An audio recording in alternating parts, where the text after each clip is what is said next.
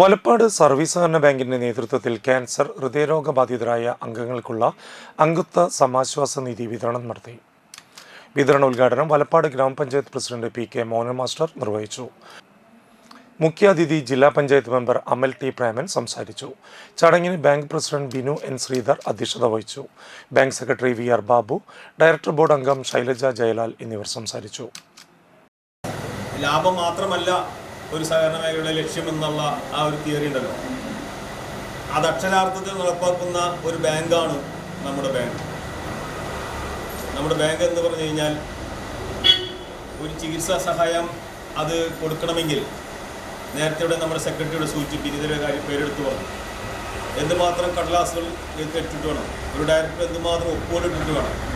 ബാങ്കിൻ്റെ മറ്റു പ്രവൃത്തികൾ, ബാങ്കിൻ്റെ മറ്റു ബിസിനസ്സുകളെ പോലും ഒരു പക്ഷേ അത് ബാധിക്കും.